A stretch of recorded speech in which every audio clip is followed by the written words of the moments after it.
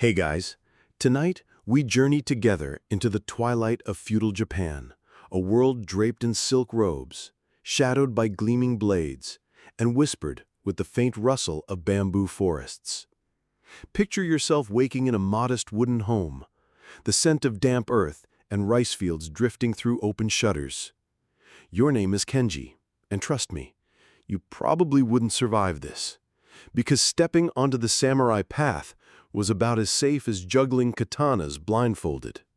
So, before you get comfortable, take a moment to like the video and subscribe, but only if you genuinely enjoy what I do here. And hey, drop your location and local time in the comments. I love seeing where in the world you're all tuning in from. Now, dim the lights, maybe turn on a fan for that soft background hum, and let's ease into tonight's journey together. You rise at dawn, stretching out on your tatami mat, feeling every muscle protest. Growing up in a humble village, your days begin early, shaped by the cycle of planting and harvesting rice, the true currency of feudal Japan. Rice wasn't just your lunch, it was your taxes, your wealth, even your future. But we'll dive into that later. Because first, you're just a kid, stumbling around in oversized sandals, dreaming of honor and heroism. Life here is tough, but there's a warmth to it, like the steam rising from the miso soup your mother hands you each morning. Every grain of rice is precious, every bite carefully savored, because prosperity hangs precariously on clouds that decide if your fields thrive or fail. Your village isn't exactly buzzing with excitement, but it's alive with whispers, rumors of distant battles, heroic samurai, and occasionally, fantastical tales of spirits roaming moonlit roads. It's easy to scoff at those stories now, but remember, superstition runs deep. People hang straw sandals at doors, believing spirits who see them might politely leave rather than track mud inside. You, though, have always felt the pull of adventure stronger than superstition. Already your young eyes linger longingly on the blades passing merchants sometimes carry. Katana blades that promise not just glory, but a deep, intimidating debt. Historians still argue whether becoming a samurai was accessible or merely the privilege of the few. But one thing is certain, it was never cheap. But today, your dreams are simple. Before swords, before armor, before honor, your immediate concern is getting through another day without offending the local spirits, or worse, your irritable neighbor whose goat loves snacking on your family's carefully cultivated vegetables. As you step outside, the mist drapes itself lazily across the rice fields, clinging to each stalk. You pause, breathing in deeply, feeling the first hint of sunlight on your skin, the crisp air reminding you of the weighty aspirations that quietly, persistently, call to you from beyond the mist. This is the start, the quiet before the costly storm of a samurai's life, and it's about to become clearer than ever just how steep a price you'll pay. Morning sunlight spills gently across your village, painting a golden sheen over the rice paddies stretching endlessly before you. Today's peace is deceptive, though. Behind this picturesque calm, a web of rituals and economics holds your village hostage. Every grain of rice harvested isn't fully yours. It's destined for the pockets of distant lords and unseen samurai, their demands whispered through stern-faced tax collectors who arrive like clockwork each season. Rice taxes in feudal Japan weren't just harsh, they were creatively burdensome. Historians still debate whether these taxes were intentionally crippling or merely the result of administrative enthusiasm gone rogue. But from your vantage, it's clear enough. Taxes mean fewer rice cakes and more worries about surviving the winter. Your family, like all village families, employs various quirky strategies to outwit fate. You've grown up watching your parents meticulously hang tiny paper charms on fences to attract favorable spirits, hoping they'll bring rain, but not too much rain. Flooding means drowning crops, and drought means withering fields. Balance is everything, and your community is obsessed with it. At breakfast, your father reminds you yet again, with the seriousness usually reserved for epic battles, about respecting local kami, spirits, believed to dwell in everything, from rivers to rocks. You resist rolling your eyes, having heard this lecture enough times to recite it backward. Still, there's something charming about the earnestness of these daily rituals. Today, though, there's an added tension in his voice. The year's harvest hasn't been kind. The rains were sporadic, leaving rice stalks shorter and thinner than usual, like disappointed guests who showed up but brought nothing useful. And the tax collectors are arriving tomorrow. Your mother counts sacks nervously, as though recounting might magically increase their number. Unfortunately, magic remains stubbornly absent. Stepping outside, you're greeted by neighbors doing the same anxious counting. Children run carefree between houses, oblivious to the impending reckoning. You watch with mild envy. Already at your young age, you're realizing adulthood means a constant balance between anxiety and superstition. There's also a fascinating blend of practicality and absurdity in your village rituals. Your grandmother, for instance, insists on sprinkling salt at doorways every evening to ward off evil spirits. But you're pretty sure it's mainly attracting ants. Still, nobody argues, because ants, after all, are easier to deal with than vengeful spirits. Tonight, there's a special ritual planned. Villagers will gather at the local shrine, lighting candles, offering rice cakes, and fervently praying for leniency from the spirits and the samurai. Even as you find yourself skeptical, there's something deeply comforting about shared hope in the candlelit faces around you. These rituals aren't cheap, mind you. Candles cost coin, rice cakes mean fewer for your stomach, and superstition is ironically expensive. But what's the cost of upsetting a spirit? No one in your village dares find out. As you prepare for another long day, you wonder briefly how distant samurai handle their own spirits and superstitions. Soon enough, though, you'll learn firsthand, though at a price that will make today's worries seem like pocket change. The day finally arrives when your path inches closer to that dream of becoming a samurai. You stand at the bustling market in a neighboring town, eyes glued on a blade shimmering beneath sunlight, your very first sword. Well, calling it a sword might be generous. It's a humble wakizashi, shorter and considerably less glorious than the famed katana. But it's a start, and you're excited despite the nagging worry of how deeply this purchase will sink you into debt. Buying your first sword is less a joyful celebration and more an anxious negotiation, complicated by historical realities. Historians still argue about how expensive swords were for aspiring samurai, but there's little dispute about their significance. Owning a proper blade was more than practical. It was symbolic, an entrance ticket to a world of respect and honor. The merchant handling your transaction is sharp-eyed and sharper-tongued, throwing around terms like finely tempered steel and master craftsmanship. You're not entirely convinced, suspecting the blade might be a village blacksmith's second-best attempt rather than a master's. But the sword glints invitingly in the daylight, and skepticism fades against youthful enthusiasm. Yet you're quickly reminded swords aren't just expensive up front.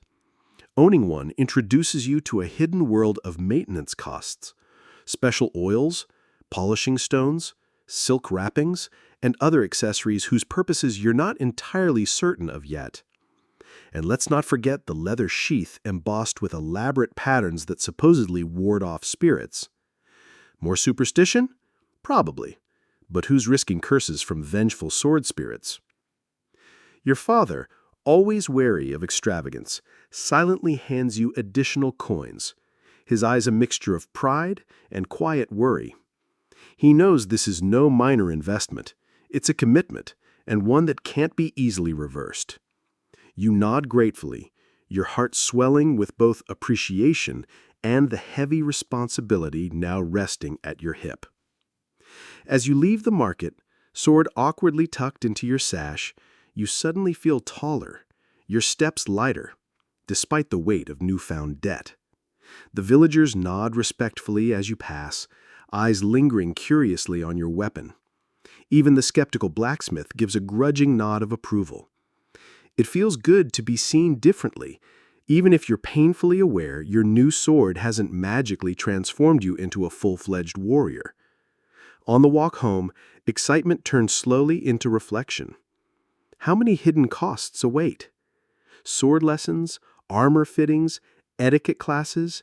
The samurai path is paved with expensive stones. Yet you reassure yourself that these sacrifices must surely lead somewhere worthy. Your grandmother chuckles knowingly when she sees your new blade, promptly sprinkling salt around it, whispering a prayer to appease the sword spirits.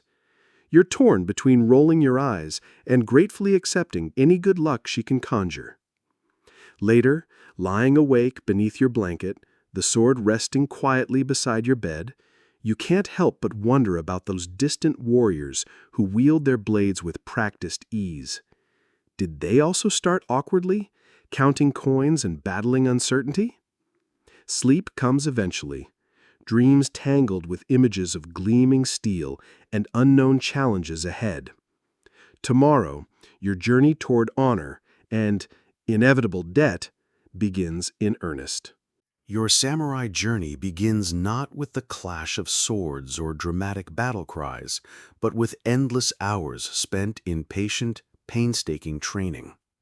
If you thought buying your first sword was costly, welcome to the realization that merely wielding it correctly comes with its own intimidating price tag. Each morning, before even the rooster decides it's time to wake up, you trudge to a martial arts school, or dojo as everyone insists on calling it, to begin your lessons. It's easy to imagine epic duels and graceful swordplay, but reality quickly crashes in. You're mainly practicing precise footwork, disciplined posture, and painstakingly slow swings that your instructor continually insists you're doing wrong. And let's pause for a second to discuss your instructor, a stern, middle-aged samurai whose piercing stare alone could defeat you. Historians debate how strict samurai training truly was, but standing beneath his glare, you're not questioning any scholarly debate, you're simply trying not to visibly shake. Every minor misstep earns a sharp reprimand and occasionally a smack from his bamboo training stick. Sure, you signed up for honor, but you hadn't exactly anticipated the honor being this bruising. Still, beneath the harsh surface, there's something profoundly comforting about mastering the basics. Your instructor speaks often about Bushido, the samurai code, emphasizing integrity, discipline, and relentless self-improvement. His lectures are sprinkled with oddly philosophical insights like, even a falling leaf follows its path with purpose, which sounds vaguely inspiring until you realize he's subtly criticizing your aimless sword strokes. Beyond technique, training involves an abundance of rituals whose relevance seems questionable at best. You're required to bow ceremoniously to your sword, the dojo entrance, even the worn tatami mats. You wonder briefly if the mats appreciate the gesture, then decide maybe the mats have earned it. They've certainly cushioned plenty of your falls. It quickly becomes clear that training isn't just physically exhausting, it's financially draining. Each lesson requires payment, each piece of training gear, uniforms, sandals, wooden practice swords, adds another expense. Plus, you're discovering the unpleasant reality of dojo taxes, extra fees justified vaguely as contributions toward dojo maintenance. Given how little actually changes around the dojo, you strongly suspect maintenance fees mainly maintain your instructor's tea habit. Despite these challenges, each evening, as you limp home with aching muscles and an emptier coin pouch, there's a sense of deep satisfaction. Progress is slow, agonizingly so, but undeniable. You begin to move more fluidly, grip your sword more confidently, and even start to comprehend those cryptic philosophical snippets your instructor tosses out. At night, you meditate briefly, another costly ritual prescribed by your instructor who insists Zen clarity is essential for mastery. Mostly, though, your meditations drift into quiet calculations about the total cost of honor. Yet somehow, even in these moments, the harsh arithmetic feels worthwhile. And so, day after day, you pay the price not just in coins, but in bruises, exhaustion, and humility, all investments toward becoming the warrior you aspire to be. Little do you realize, the bills and bruises are just beginning to pile up. You've started moving with more grace, or at least you're falling more elegantly. Progress, right? But your instructor has dropped a new requirement. It's time to start looking like a proper samurai. Translation? Armor. And not the kind made from old laundry baskets and wishful thinking.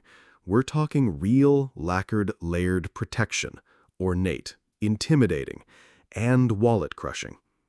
The first time you see a full suit of samurai armor, it's during a demonstration by a senior student. The glint of black lacquered plates, the meticulous silk cords binding it all together, the crest on the helmet. It's part battlefield gear, part fashion statement. You feel something close to awe. Then you learn the price tag and feel something closer to cardiac arrest. Historians still argue about how accessible armor was for lower-ranking samurai. Some believe there were state-issued sets for vassals. Others argue it was a personal investment. Either way, someone's bank account cried. For you, it means scraping together savings, favors, and more than a few late-night mutterings at the absurdity of lacquer costs. The armor shop smells of cedar and lacquer resin. Inside, you're overwhelmed by choices. You expected one size fits all, but no, this is fashion meets function in its purest form. Each piece has a purpose, each knot a name, and each customization a new fee. Want a dragon motif on the breastplate? That'll cost extra. Want a different cord color to match your clan? That'll cost even more. Want it to stop arrows? That's negotiable. Eventually, you settle for a modest set. Iron plates reinforced with boiled leather, held together with indigo cords, supposedly lucky if worn on a Tuesday. Your grandmother insists on sewing a charm into the inner lining to ward off battlefield spirits. You don't argue. If nothing else, you could use the extra morale boost. There's also the issue of movement. Your first time donning the armor, you feel like a turtle trying to climb stairs. Each step is clunky, each turn laborious. Your instructor watches in silence for a while, then mutters, "You'll either learn balance or fall in a very dignified manner." Comforting. The weight of the armor is more than physical. It's a daily reminder of what you've signed up for. This isn't cosplay. You're literally armoring up for the chance to be stabbed slightly less fatally. And every scrape it absorbs, every dent it gains, will be your history, etched in steel and lacquer. And let's not skip the quirky rituals. Before a battle, or even a sparring match, many warriors perform a quiet blessing over their gear. Others refuse to wear certain colors on specific days. One student even swears by chanting to his shoulder guards, convinced they saved his collarbone once. You quietly try it. Can't hurt, right? At night, you polish your armor with careful strokes, the scent of resin lingering in your nostrils, the candlelight dancing across the curved plates. You're exhausted, sore, and somewhat broke, but you also feel transformed. No longer just a boy with a sword, but a figure molded slowly into something tougher. Just don't trip on the stairs again. Dignified or not, that bruise still hurts. You've got the sword, the bruises, and now the armor. You're starting to look the part, even if it feels like wearing a lacquered oven in the summer. But there's another unspoken cost to climbing the samurai ranks, and it hits you square in the gut: networking. Turns out, honor and skill only get you so far. To gain recognition, you need to be seen, remembered, and ideally admired. That means attending events, visiting shrines, and most importantly, joining drinking parties. Lots of them. Because nothing says, "Trust me with a battlefield command," quite like handling your sake without falling face first into the hibachi. Tonight, you're invited to a gathering hosted by one of your instructor's former comrades. It's a modest affair by noble standards. Paper lanterns sway in the evening breeze, platters of grilled river fish emit smoky, mouth-watering aromas, and the sake flows like a minor river. You sit cross-legged, careful not to let your armor squeak too loudly as you shift. First impressions matter. Drinking with other samurai is less about getting tipsy and more about subtle social cues. You're expected to pour for others. Bow just the right amount. Not too deep or you'll look subservient, not too shallow or you'll seem arrogant. And remember names even as your head spins slightly. The etiquette is so layered it could use its own manual. There's a moment when one older samurai launches into a dramatic story about surviving a cavalry charge while half-drunk on peach wine. Everyone laughs in that restrained, polite way that says, "We've all been there, even though you most certainly have not." Still, you chuckle along, refilling his cup as expected. Historians still argue whether these gatherings were strictly about camaraderie or thinly veiled political auditions. Either way, they were expensive.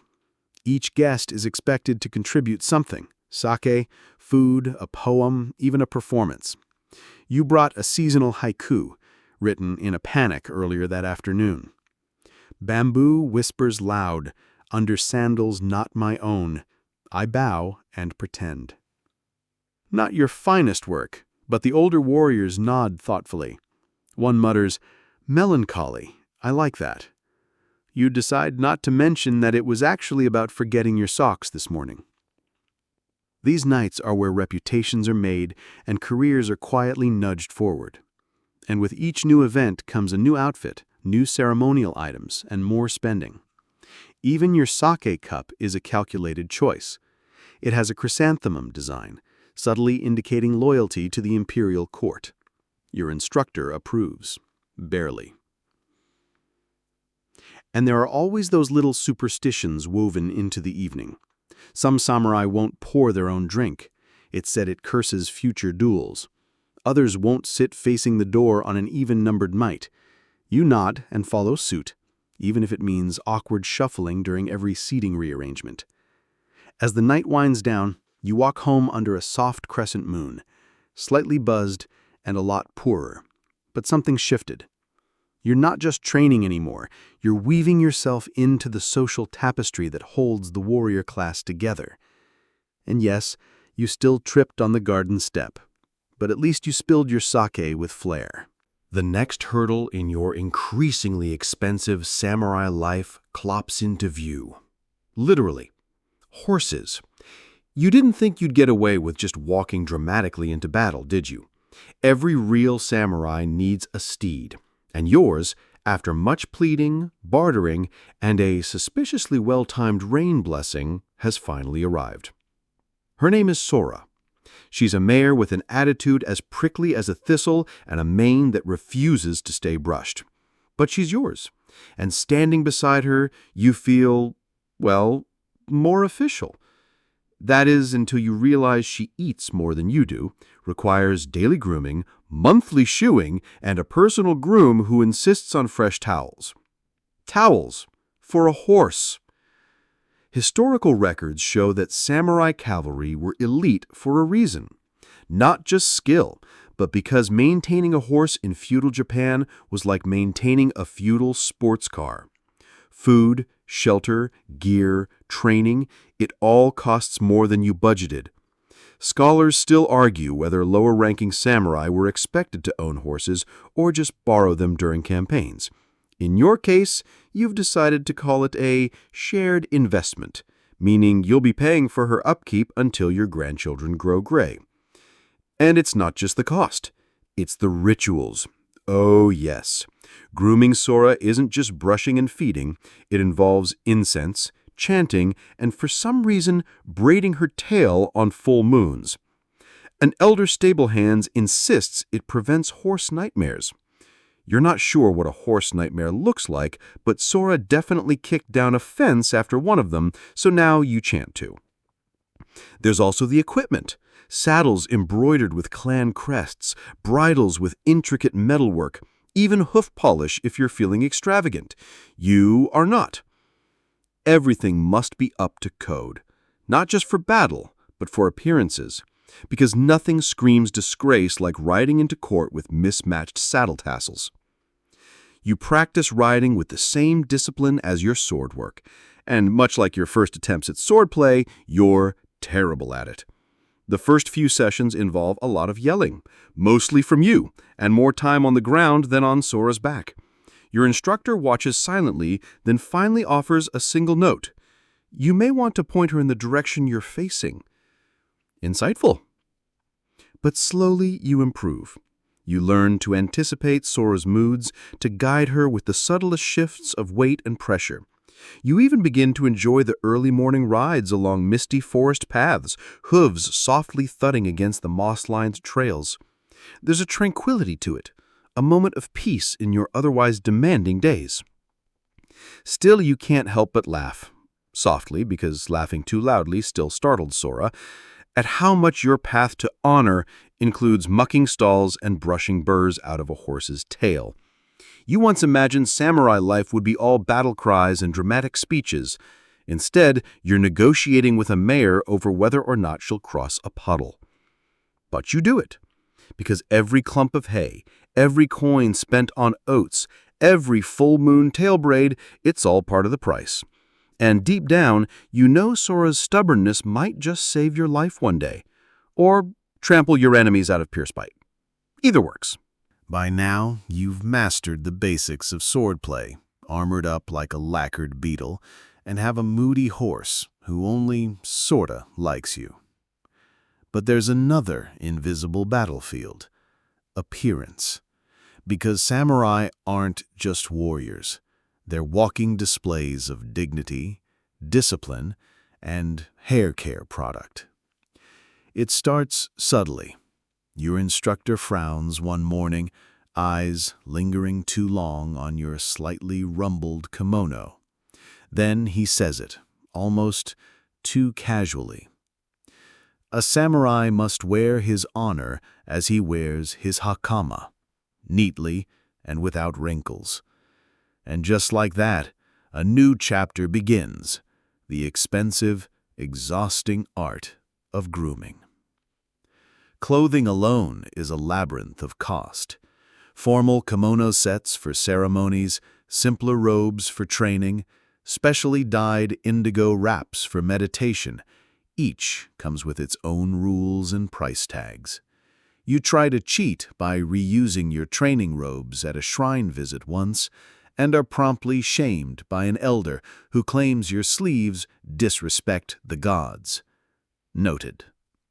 Then comes the hair. Ah, the hair. You thought your tousled look gave you a rugged edge, but no, samurai hair demands discipline. You're expected to maintain a top knot, chonmage, which means regular oiling, combing, and trimming. There's a specialized barber for this, and of course, he charges more than your horse's groom, probably because horses don't squirm when hot wax is applied. And yes, waxing, because if you want your scalp to gleam like polished river stones, there's a ritual head shave involved. The smooth pate supposedly symbolizes wisdom and humility, or, according to one apprentice, makes helmets less itchy. Historians still debate the origin of this tradition. Some say it was for spiritual reasons. Others believe it simply made helmets fit better. Either way, your forehead is now more reflective than your blade. To complete the look, there's the matter of scent. Not deodorant, those don't exist yet, but fragrant powders and incense oils are applied lightly to the robes or underarms to maintain a dignified aura. Your grandmother once swore by a camphor and plum blossom blend that supposedly also repelled mosquitoes and nosy matchmakers. Even your nails need attention. Long, unkempt fingernails imply laziness. There's a specific knife designed solely for trimming them. Yes, a nail knife. You splurged on one only to cut yourself during your first attempt. Your instructor didn't even flinch. Bloodshed, he said, is the first step to refinement. That can't possibly be a real proverb, but you write it down anyway. Sounds poetic. And don't get started on accessories. Your inro, those little decorative cases you hang from your sash to hold seals or medicines, must be tasteful, understated, and somehow also expensive. One of your dojo mates has an inro carved from sandalwood with a phoenix motif. Yours is bamboo with a turtle. So now you're saving up for something with a dragon, because dragons eat turtles, obviously.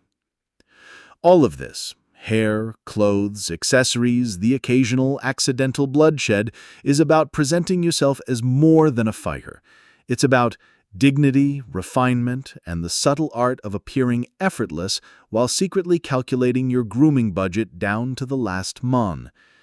Because in the world of the samurai, you don't just fight with honor, you also shave with it. By now, your appearance is polished, your gait rehearsed, and your wallet, well, not so much polished as hollowed out.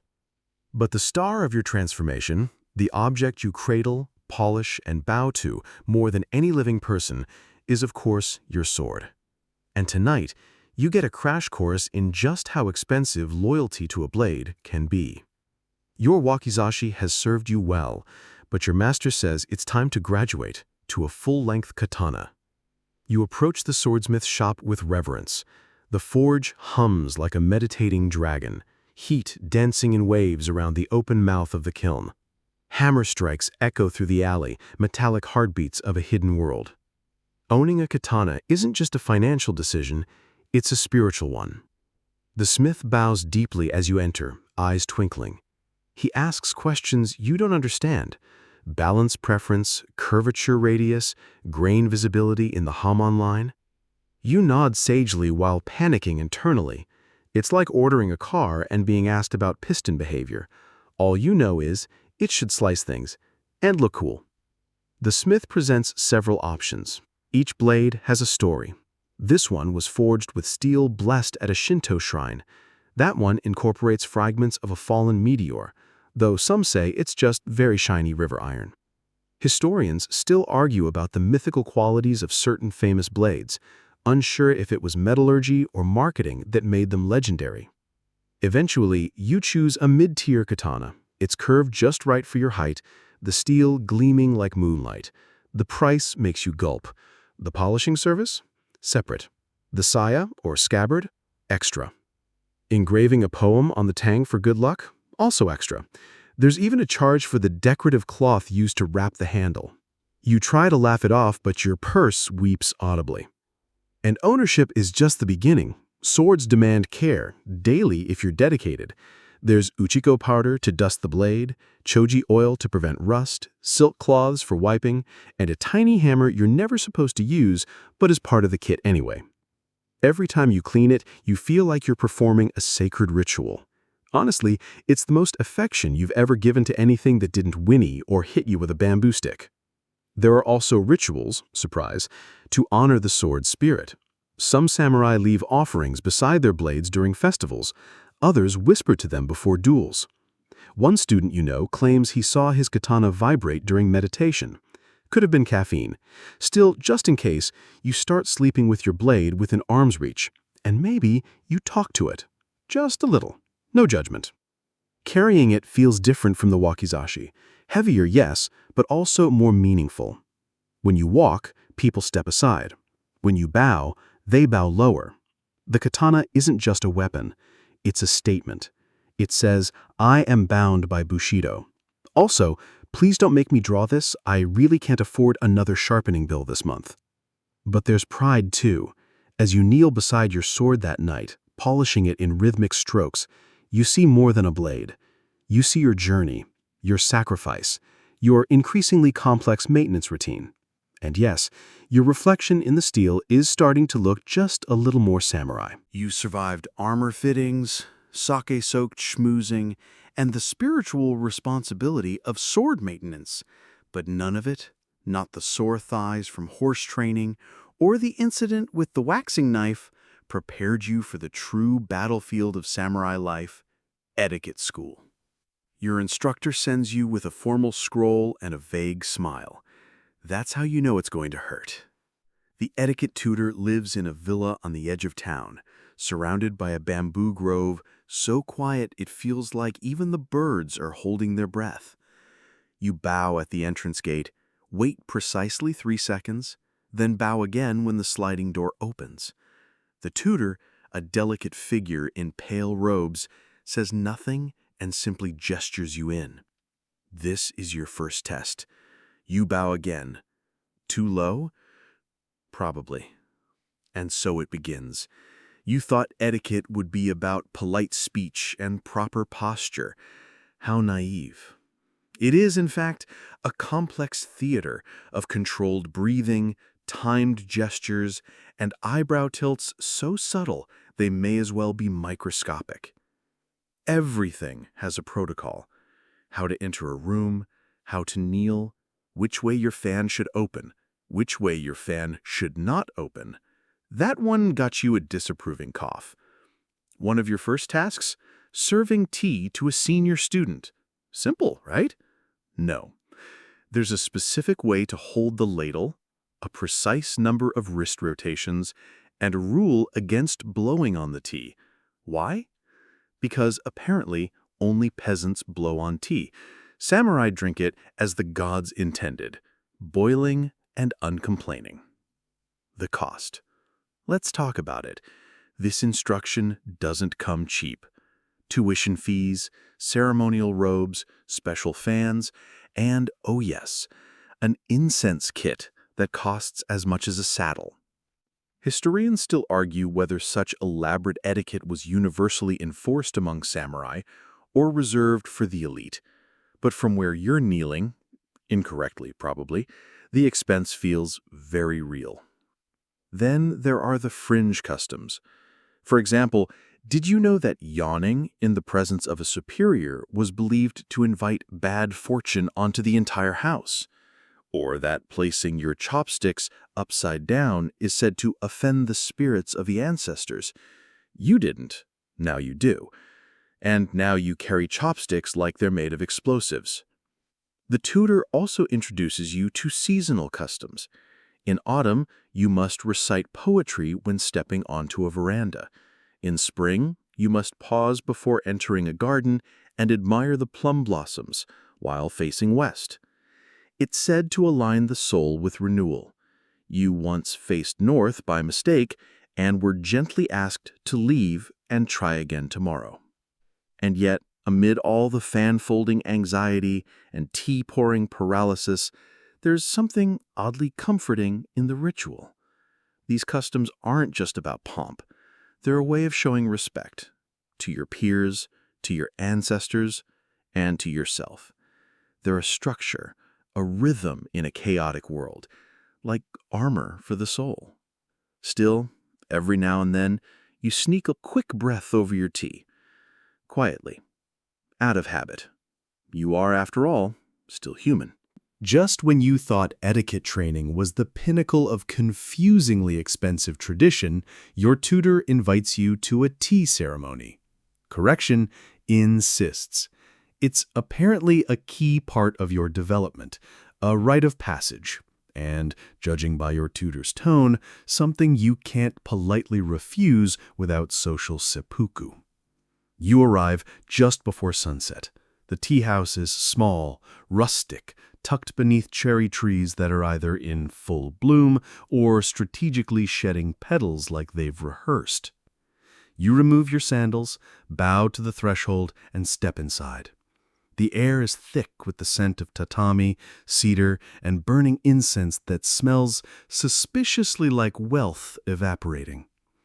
Inside, the host is already seated, serene as a statue. You join the guests in a semicircle, all cross-legged, all very silent. That's the first thing you notice. This ceremony is quiet, uncomfortably so. Every gesture, every movement is deliberate and slow. It's less a beverage service and more a performance of cosmic alignment. And yes, it's beautiful. The ceramic teacups are handcrafted. The whisk used to stir the matcha looks like it was forged by a monk with OCD.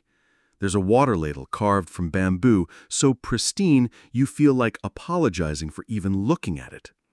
Every item has a name, a history, a poetic story, and a price tag. Nothing in this room costs less than a full month of rice. The tea is finally served. You bow. You rotate the cup precisely twice before sipping. You don't slurp, unless it's summer, in which case a quiet slurp is acceptable. Or maybe that's only during certain festivals.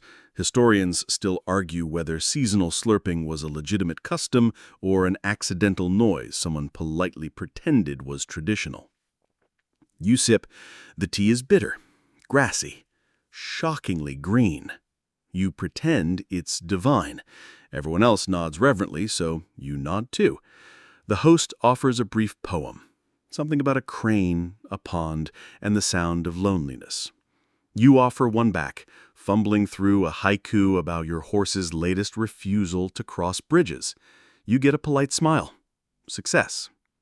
The ceremony ends with a round of bows so intricate it feels like choreography. You exit the tea house, lighter in spirit, heavier in future obligations. Because now that you've participated, you'll be expected to host your own someday, which means acquiring teaware, incense, wall scrolls, poetic training, and probably more tea you'll pretend to enjoy. Superstition, of course, seeps into even this refined ritual. It's considered unlucky to place the tea whisk on its side. Some say the direction your cup faces during the first sip determines your luck for the season. One guest wears a silk pouch of dried wisteria around his neck, said to enhance wisdom and suppress hiccups. You quietly consider getting one. As you return home, you feel oddly centered. Tea ceremonies are expensive, baffling, and slow, but they remind you why you're here, to live with precision, with purpose, even if that purpose sometimes involves seasonal slurping and spiritually significant bowls. You hang your robe to air out the incense. Your fingers still smell faintly of cedar. Tomorrow, it's back to sword drills. But tonight, you sleep like a peaceful crane on a lonely pond. You've slurped tea in total silence, survived etiquette school, and finally accepted that your sword needs more grooming than you do. Naturally, the next step in your samurai saga is a tournament. A chance to prove your worth through skill, honor, and, of course, an alarming number of registration fees. Your first tournament is being held in the courtyard of a local lord's estate. It's not grand, but it's formal. Think flower arrangements, banners embroidered with clan symbols, and judges who wear more layers than logic should allow. You arrive early, already sweating under your armor, and realize that just entering this thing costs enough to feed a small village for a week. The fee includes access to the grounds, participation in one-on-one duels, and a commemorative towel with a crest you don't recognize. You don't question it, you just bow. Preparation begins with a purification ritual. A monk dabs your forehead with sacred water while muttering prayers that sound vaguely judgmental. You're handed a slip of paper with your bracket placement and a stern reminder not to die. Encouraging. The other contestants size each other up while pretending not to. A few stretch dramatically. One polishes his blade while humming a war chant. You breathe deeply and mentally rehearse your moves. Then someone sneezes and an older samurai throws salt over his shoulder. Apparently, it's bad luck to sneeze before a match.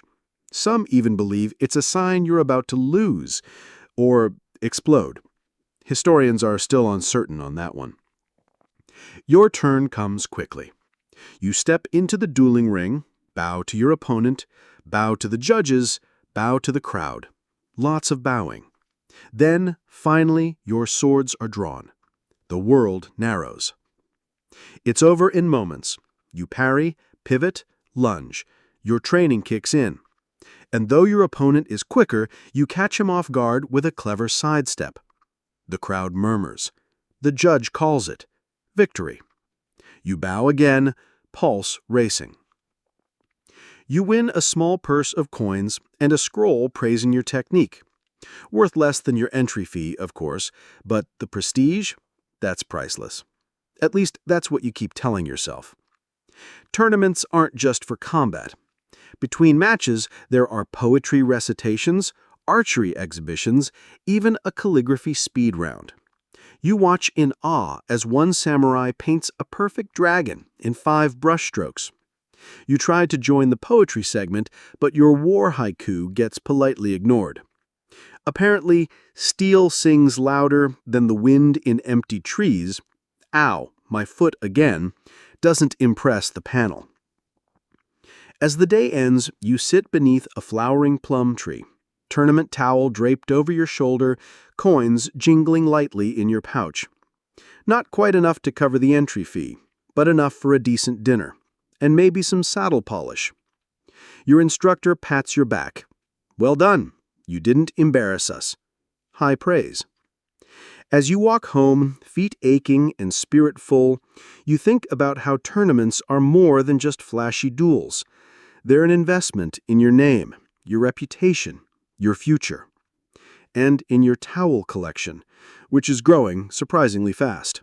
So, you fought duels, poured tea like a professional monk, and even braided your horse's tail under a full moon. What's left? Ah, yes, love. Or at least the polite, awkward, very expensive dance around it. Because in feudal Japan, romance is less roses and moonlight and more scrolls and ceremonial snacks. It begins, naturally, with a glance. Her name is Aiko. You spot her at a shrine festival, just after sunset. Paper lanterns flicker around the temple grounds. The air smells of roasted chestnuts, incense, and opportunity. She wears a layered kimono, hair pinned in elegant coils. You wear your best formal robe and your second-best sandals. A bold move. Courting a respectable woman as an aspiring samurai isn't easy. First, you must write a letter. Not just any note, but a brush-written, delicately phrased masterpiece of subtlety. Historians still argue about how much creative license was allowed in these letters. Some believe emotional restraint was preferred. Others say metaphors involving cranes and koi were practically mandatory. You try your hand. Beneath lanterns glow. The plum tree's shadow lingers. So too does my thought. Not bad.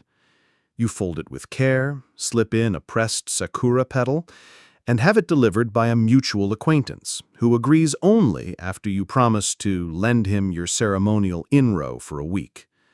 Days pass. Then a reply. A fan, delicately folded, sent without words, which could mean anything from, "I'm interested," to, "Nice poem, please never contact me again."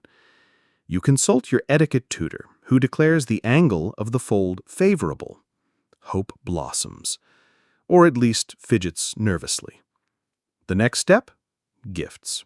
You purchase a lacquered comb, simple but elegant, carved with waves and wisteria. It costs more than your last armor fitting. Your grandmother suggests slipping in a charm against clumsy husbands. You pretend not to understand. You send it, along with another poem. A wisteria's curl holds quiet in each petal. May it match your smile. Weeks later, she responds. In person. At the next shrine gathering, she offers you a folded poem in return. You open it with trembling fingers. It mentions a bridge, a reflection, and the moon's gentle refusal to fall. You're pretty sure that's a good sign.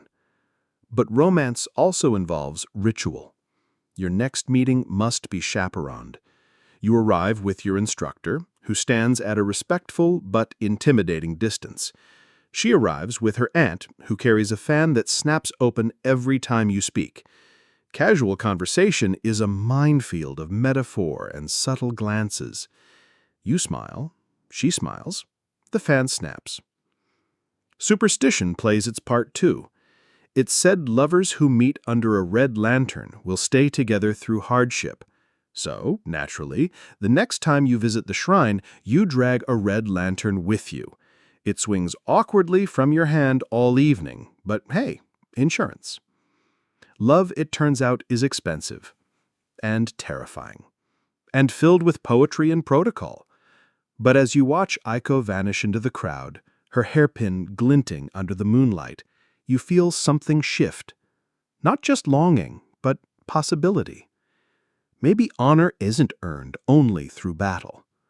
Maybe it's also found in folded fans, clumsy poems, and the soft smile of someone who chooses to read between your lines. Your courtship poem has been read, your red lantern hauled through town like a flaming kite of vulnerability, and you've somehow navigated it all with a shred of dignity. Now things get official, because you've been invited to serve at a castle. Yes, a real one, with walls, watchtowers, and a lord who wears more silk than most bridal parties. It's the moment you've dreamed of, a position in the service of Lord Masanobu, a regional daimyo known for his strict policies, impeccable sideburns, and deep, abiding love for excessively long speeches. You arrive at the gates in your best attire, freshly pressed and lightly scented with cedar. Your sword gleams, your sandals don't squeak. You've rehearsed your bow 400 times. The castle is enormous. Stone walls rise like mountains, and the inner courtyard feels like a world of its own. Plum trees, koi ponds, bridges too small to be practical, but just right for dramatic thinking poses. Your assigned quarters, Spartan but clean. You feel important for about 7 minutes. Then the expenses begin. Castle life requires maintaining appearances. Every week there's a new ceremony, a new banquet, a new excuse to wear another very specific robe. And they are not provided. You're expected to procure formal wear appropriate to your rank, which now includes the right to attend meetings, but not the right to speak in them. Go figure. You also need gifts, small ones for superiors. A scroll here, a pouch of incense there. You learn quickly that gift-giving is the quiet currency of castle politics. Too much, and you seem desperate. Too little, and you might find yourself reassigned to stable duty again. There's also a tax. Not an official one, but a communal upkeep contribution. Historians still debate whether these were noble obligations or cleverly disguised extortion. Either way, you now contribute monthly to a fund you never see, managed by a steward who's always on vacation. Meals are provided, at least. But the food is surprisingly subtle. You thought castle dining would be luxurious, but apparently luxury here means turnip soup with poetic presentation. You chew quietly while the senior retainers discuss peach blossom placement strategies. Superstition thrives in castle halls. It's said the northwest tower is cursed, something about a wronged concubine and a suspiciously chatty fuck spirit. No one sleeps there, and the guards stationed nearby carry salt pouches and never whistle after dark. You wisely avoid the area entirely. Your luck's already fragile. But there are perks. You gain visibility. You hear conversations that shape regional strategy. You bow to people who bow back. Some even initiate. You're assigned minor tasks, couriering messages, organizing sparring matches, helping with the Lord's poetry review, which mostly involves nodding enthusiastically. Aiko sends you a letter. It arrives via a silk-wrapped scroll written in elegant brushstrokes. She congratulates you, includes a poem about elevation and humility, and a tiny charm, folded paper in the shape of a crane. You tuck it into your sleeve, over your heart. That night, you sit beneath the cherry tree in the courtyard. You've spent a fortune to stand in this spot, and still it feels like just the beginning. You sip your turnip broth. It's awful. But you smile. Honor, after all, has a very particular taste. You're used to rituals now. The bowing, the shaving, the incense lighting that may or may not be responsible for your recent sneezing fits. But nothing prepares you for your first real assignment, night watch. It sounds noble, stoic, heroic even. In reality, it's a mixture of boredom, cold toes, and shadow-induced paranoia. Your post is a quiet corner of the outer courtyard. By day, it's serene, stone pathways, sculpted hedges, and a pond full of judgmental koi. By night, it transforms into something altogether different. Every gust of wind sounds like footsteps. Every rustle is either a thief or, according to one nervous guard, a kitsune spirit sent to test your virtue. You arrive bundled in your warmest robe, armor clinking softly beneath. Your assigned partner is Jin, a senior retainer whose primary qualifications seem to be his love of rice wine and an ability to nap with his eyes open. He hands you a lantern, yawns loudly, and mutters, "Wake me if the castle starts burning." Night watch is also when your expenses sneak up on you. For starters, the lantern. You were expected to provide your own. So, naturally, you bought one with a sturdy cedar frame and a crane motif that seemed tasteful at the time. It cost more than your sandals. Then there's the night cloak, officially regulation, unofficially freezing, and the small offering box you carry on your belt, just in case you pass a shrine and need to pay your respects mid-patrol. Historians debate the actual utility of night watches in well-fortified castles. Some argue it was more symbolic than practical, a performance of vigilance. Others insist that watchmen were the first line of defense. You're somewhere in between, more alert than ceremonial, but also not entirely convinced the koi pond needs surveillance. Superstition thrives in the shadows. Jin insists on reciting a protection chant before every shift, muttering it under his breath like a bedtime story for the night itself. "Fox spirits like quiet feet," he tells you once, deadly serious. "So don't drag your heels. They get annoyed." You learn the routes. Every hour you check the same doors, peek into the same empty hallways, circle the garden with your breath fogging in the cold. Occasionally you see something, movement, a flicker of light, the shape of a cat on a wall, and your heart jumps. But it's never danger, just the castle breathing. One night you find a discarded scarf near the stables. Another time, you catch a junior page sneaking a midnight snack from the kitchen and pretend not to see. He bows in grateful panic, and you nod solemnly and say, "Fox spirits are watching." When your shift ends, the sun is just peeking over the horizon. You return to your quarters, feet numb, eyes gritty, soul somehow lighter. You may not have slain any invaders, but you've stood watch, kept the silence, honored the dark. And that, in its own quiet way, is part of the cost, too. It's the middle of the month when you're summoned, not to the training yard or the Lord's Hall, but to the castle's North Library, where dust and stories outnumber people. You assume it's a clerical mix-up. Libraries aren't exactly known for sword fights. But when you arrive, you're met by an elderly monk who greets you like you've just agreed to sponsor a haunted teapot. His name is Master Chiro. He says, in a tone both reverent and mildly unsettling, that your presence has been requested for an important duty, overseeing the temple's annual blessing of ancestral scrolls. A privilege, he assures you, an honor, a subtle opportunity to witness firsthand the weight of legacy. And, you discover moments later, an invitation to spend 3 days among incense, ink, and mildly cursed relics. The first thing you learn is this.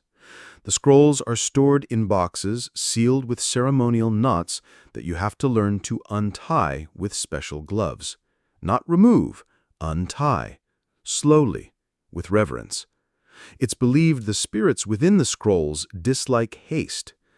One box hisses softly as you open it. Chiro says that's just air escaping. You're unconvinced. These blessings aren't just spiritual, they're expensive. The ink used must be made from crushed jade ash and plum resin, imported, naturally. The brushes are goat hair, and the ritual robes have gold thread stitched in by hand. You're not paying for this, thankfully, but you're taking notes. If you ever want to host your own ancestral ritual, you'd better start hoarding coins now. At night, you stay in a small room beside the temple hall. It's quiet, colder than your quarters, and smells of pine and fermented ink. You hear creaking in the rafters and whispering winds through the paper walls. Jin had warned you. Temples are hotspots for ghostly activity. It's believed the souls of the unblessed dead drift toward places of remembrance. On the second night, you wake to the sound of laughter, childlike, high-pitched, and coming from the scroll chamber. You draw your blade, creep in silently, heart racing. Nothing. Just the scrolls, undisturbed.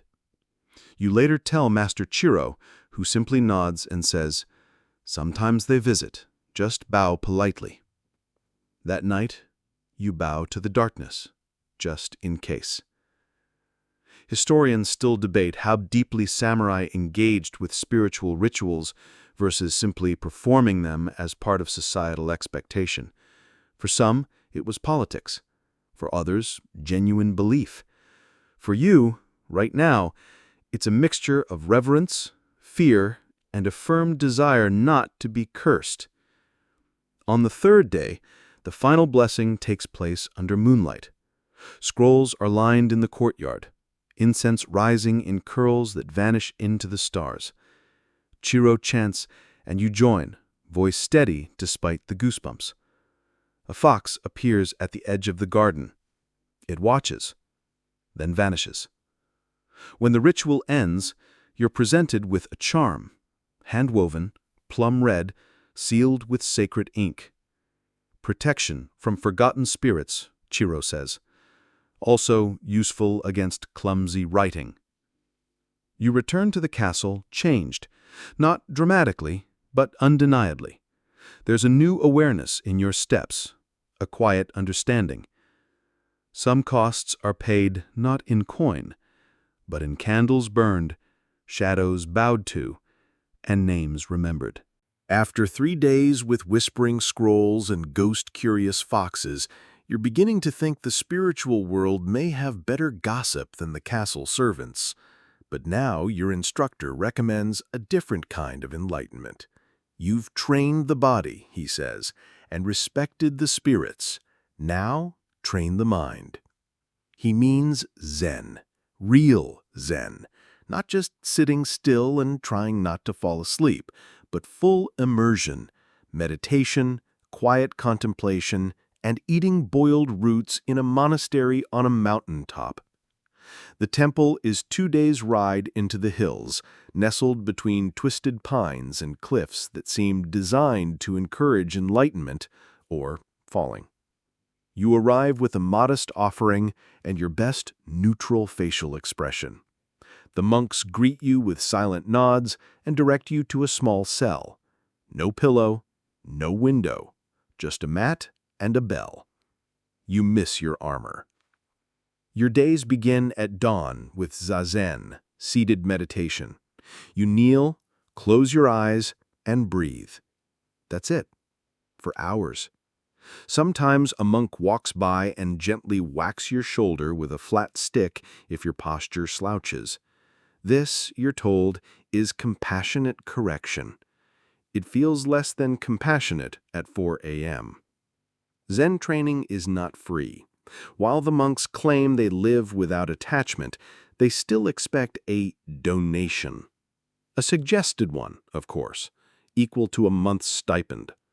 There are also hidden costs, the special robes, dyed in muted colors to suppress ego, the inkstone for calligraphy exercises, the ceremonial bowl for mindful eating. You even purchase a rock. Just a rock. It's supposed to be your focus stone. You name it, Hiroshi. You sweep, scrub, chant, and occasionally stare at a tree for 45 minutes straight. At one point, you're assigned to the garden, instructed to rake a gravel path into a perfect spiral. It's erased the next day. You're told impermanence is the point. You quietly curse impermanence. There are quirks. One monk insists on facing north during every meal. Another won't eat mushrooms unless they've been picked under moonlight. You're not sure if these are spiritual practices or just personal preferences, but no one questions them. You adapt. At night, you reflect. Sometimes you get glimpses of something deeper, a sense of presence, stillness, even clarity. Other times you just think about dumplings and whether Hiroshi, the rock, is judging you. Zen is like that. Enlightenment sprinkled between bouts of confusion and stiff knees. Historians still debate the role of Zen in the samurai class. Some argue it was a philosophical smokescreen for elite posturing. Others believe it offered real mental discipline for warriors facing life and death choices. Sitting under a gnarled cedar at dusk, you suspect it's both. Your final day includes a parting ritual. You present your focus stone, now decorated with a single calligraphy character, and receive a slip of paper bearing a koan, a riddle. Yours reads, "What is the sound of honor folding into silence?" You bow deeply, sling your bag over your shoulder, and descend the mountain. Your mind is clearer. Your legs are sore. Hiroshi stays behind. Some prices aren't measured in gold or grain, but in silence kept, breaths counted, and paths raked into sand that never stays still. You return to the castle leaner, quieter, and slightly haunted by memories of monks whacking you with sticks in the name of inner peace. But enlightenment must share space with obligation, especially family obligations. Because being a samurai doesn't mean just looking sharp and bowing at strategic angles. It means carrying the weight of your name, your house, and all the wildly expensive rituals that come with it. When your mother sends word, it's not a request, it's a summons. A relative has passed, and there will be a memorial ceremony in your home village. You must attend, in full regalia, bearing offerings, gifts, and the kind of respectful silence that somehow costs more than conversation. The journey home is quiet, filled with memories of rice fields and sandal blisters. Your armor travels separately, too precious to risk scratches, too heavy to wear on horseback without looking like you're trying too hard. When you arrive, the village looks smaller, the rooftops lower, the goats somehow smugger. The ceremony takes place at the family shrine. Incense coils lazily in the air. Your mother's kimono shimmers with understated grief. Your cousins bow with performative solemnity. You take your place near the altar, hands tucked in sleeves, trying to remember the exact number of bows for the purification chant.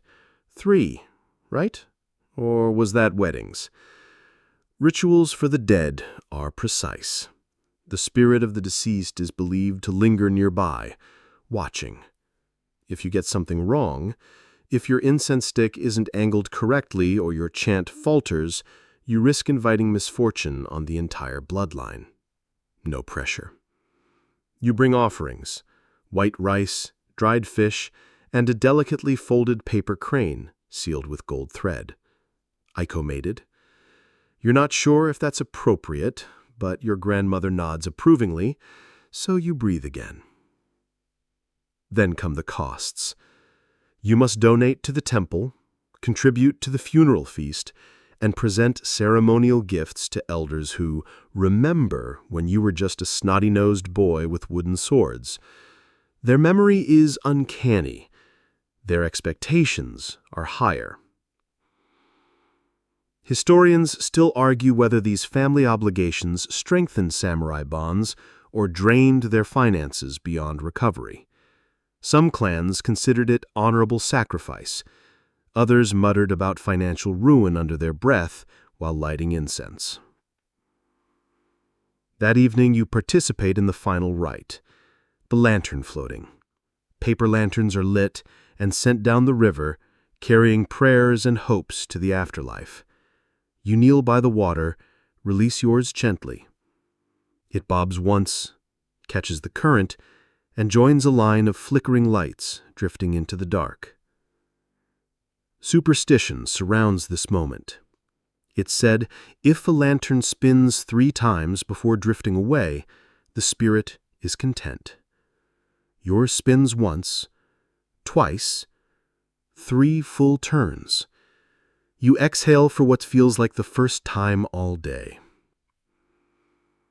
After the feast, you sit beneath the shrine's plum tree, sipping plum wine offered by an elder who finally admits you've grown into your armor. You thank him, even though your shoulder plate still doesn't fit right. Family, like honor, isn't free, but it's yours. And under the starlit sky, with ashes gently settling in the incense bowl, you feel its worth, even if your wallet strongly disagrees. You return to the castle is quiet. The air feels thicker, heavier, as though the wind itself is whispering politics. And it is, because you're about to learn that in the world of samurai, influence doesn't flow from swords alone. It's curated, traded, and, let's be honest, paid for with subtle bribes and expensive favors. It starts with a message from your instructor. Attend the spring moon gathering. Wear something persuasive. You're not entirely sure what that means until you arrive at the castle gardens and realize everyone else has shown up looking like imperial catalog models.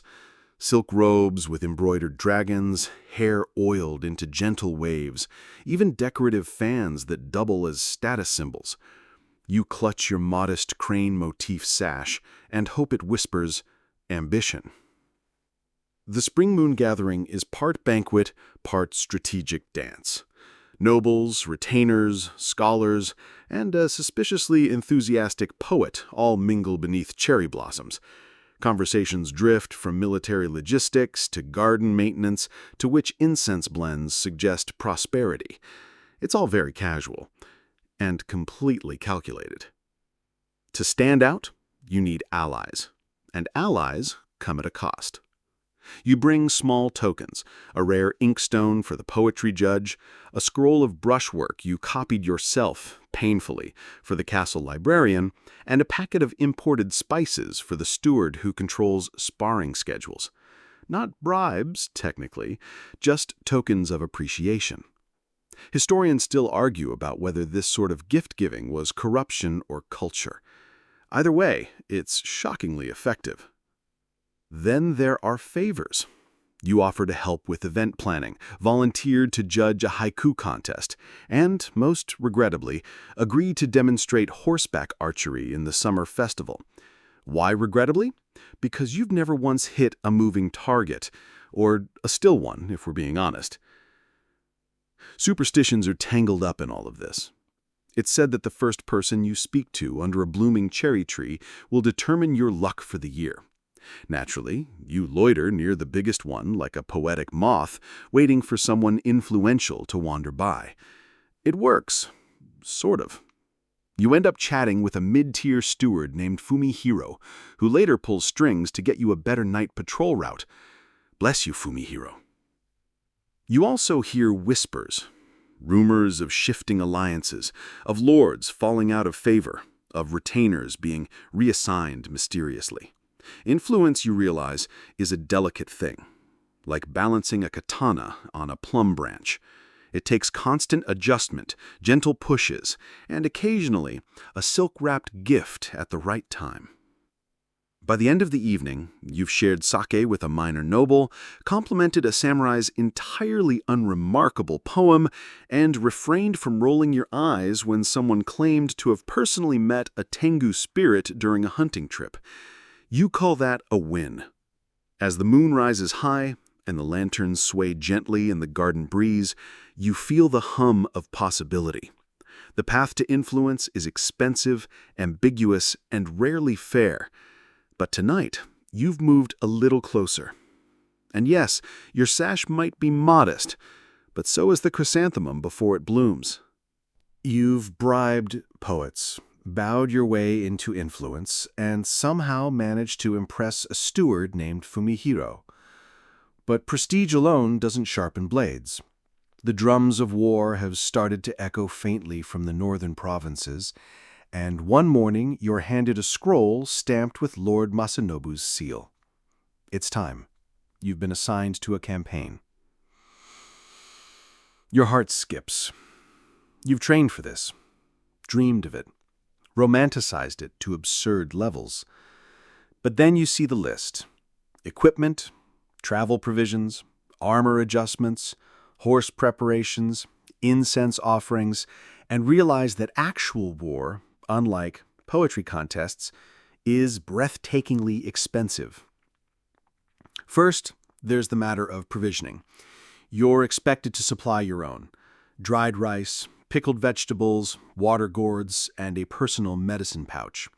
You also need a bedroll, replacement tabi socks, and a lacquered storage box for your documents. You try to reuse your old one. It falls apart. You buy a new one. It costs more than your katana polish kit. Then comes your horse. Soda, bless her unpredictable soul, needs new shoes, a campaign saddle, and extra feed. There's also a superstition. Horses must be brushed clockwise on the morning of departure or risk mountain spirits causing missteps. You laugh. Then you remember your last fall. You brush carefully. Your armor must be refitted. A smith tightens plates, replaces leather straps, and insists on relacquering the chest plate in a new protective hue, storm gray, supposedly less visible in rain. Historians still debate whether color choices were tactical or just the aesthetic whims of bored commanders. Either way, storm gray sets you back 3 weeks of allowance. You receive a blessing from the castle's shrine. The priest ties a charm to your sash and mutters a chant that includes the phrase, "May your intestines stay obedient." You're not entirely sure what that means, but you smile and bow. There are also the ceremonial goodbyes. Fellow retainers offer gifts. Mostly symbolic, like rice cakes shaped like cranes or small bundles of salt to ward off misfortune. You return the favor, emptying your coin pouch in the process. Even goodbyes have a price tag. The day of departure arrives. Soldiers gather in rows, flags snapping in the wind, horses stamping impatiently. You ride near the middle of the column, surrounded by a strange mix of nerves and pride. Drums sound. The gates open. The road unfolds like a scroll being written under your hooves. War, you quickly learn, is mostly walking. Long stretches of dirt roads, brief pauses for meals, and the occasional awkward river crossing. There's tension, too. Everyone speaks in hushed tones at camp, sharing rumors of skirmishes, strange omens, and one inexplicably persistent rumor about a cursed helmet that causes forgetfulness. You check yours twice a day. just in case. That night, by firelight, you sit with your unit. Someone tells a joke about a fox spirit who signs up for battle just to get out of housework. It doesn't really land, but you all laugh anyway. Because tomorrow, things might be different. This is what you trained for, what you paid for, what you sacrificed sleep, coin, and comfort for. And now, finally, you ride to earn it. You've been on the road for days now, mud-splashed, sunburned, and somehow still finding rice in your armor from last week's lunch. The marching rhythm has become a lullaby, broken only by barking orders and the occasional horse that decides to stop for absolutely no reason. That's when you meet her, or rather, you hear about her. The rumors start among the rear ranks. A figure seen in the trees, dark clothing, silent feet. Kunoichi, someone whispers. A female ninja, possibly a scout, possibly a spy, possibly an overworked fox spirit moonlighting as a freelancer. You dismiss it at first, until your commander pulls you aside late one night. You're being reassigned for a few days to help escort a confidential message to a forward outpost. You'll be joined by someone steeped in unconventional methods. Enter Aya. She's calm, sharp-eyed, and wrapped in layers of dark cloth that somehow never seem dusty. She says little, moves like wind over water, and absolutely refuses to explain how she knew the guard rotation at a checkpoint 3 miles ahead. You don't ask. Working with a ninja, yes, an actual one, is enlightening and slightly terrifying. She sleeps with one eye open. She eats silently. She disappears mid-sentence and reappears with your canteen already refilled. You try not to feel like a heavily armored ox in comparison. Of course, this mission comes with added costs. First, the silence fee. You're told not to discuss the escort, even with your own unit, so you miss out on hazard pay. Then there's the gear. Shorter blades for easier mobility, a fresh set of tabi boots that don't squeak. Yours definitely did. And a travel cloak dyed with a blend of soot and ash for camouflage. And there's superstition. It's believed that traveling with a ninja attracts ghosts. Some say they walk with the dead too often. So you carry extra salt, tie a fox charm to your sash, and sleep with your sword half drawn. Aya, of course, just shrugs. Ghosts don't bother me. They talk too much. Historians are still debating the actual role of ninjas in samurai campaigns, whether they were elite operatives or exaggerated legends. But walking beside one, you stop questioning. Whatever Aya is, she's real. And really fast. You reach the outpost just before dawn. The message is delivered, Aya vanishes before the second cup of tea is poured, and you're left explaining to the guard captain that no, you don't know who that was, and yes, you'd like your canteen back, please. You return to your unit with dustier boots, a lighter pouch, and a very awkward story you're not allowed to tell. Your companions notice something different. One says your eyes are quieter now. Another asks if you've been possessed. You just smile and eat your rice without making a sound. Some costs you can count in coins. Others hide in shadows, whisper in branches, and leave you wondering whether silence was always this loud. Just as the northern winds shift, so too does your command. Orders arrive one misty morning. You're to travel south to the imperial capital for a ceremonial report and, more importantly, to deliver Lord Masanobu's symbolic gift to the court. Nothing says we're still loyal like an elaborately wrapped lacquer box containing incense, calligraphy brushes, and a discreetly folded bribe. You don't say no to these things. You just pack. Traveling to the capital is equal parts prestige and punishment. It's a journey filled with status stops, sudden tolls, and roads lined with people who somehow know exactly how much to charge a samurai on official business. It's as if someone leaked your title, possibly your horse. Sora senses your nerves and chooses this week to pretend every shadow is a potential demon. You spend a solid portion of the first day apologizing to roadside merchants after she spooks at a fluttering curtain and knocks over 3 buckets and a terrified rooster. Costs stack fast. Temple fees at every checkpoint. Yes, they call them blessings, but it's hard not to notice the collection bowl comes out faster than the incense. You pay for fresh sandals in the second town after yours give out mid-crosswalk. You buy a new sash after a local noble's servant side-eyes your fraying edges. Even lodging becomes a numbers game. There are 3 inns in most towns, the one for nobles, the one for commoners, and the third one where the walls whisper. You stick to the middle option and pay extra for a room with a door that closes all the way. Superstition thrives along the road. Travelers whisper about cursed stones, haunted bridges, and towns where night spirits demand silence. You carry a bundle of charms, including one aiko tucked into your pack, shaped like a lotus, tied with a crimson thread. You don't fully believe it protects you, but you notice your rice balls stop going missing after you hang it from your saddle. Historians debate how ceremonial missions like this functioned, diplomatic tools, or veiled surveillance operations. Either way, you're reminded that while swords gain territory, scrolls keep it. You arrive at the capital with sore legs and a dust-caked robe. The city is a painting in motion. Red gates, tiled rooftops, merchant chants floating through the air, and guards. Lots of guards.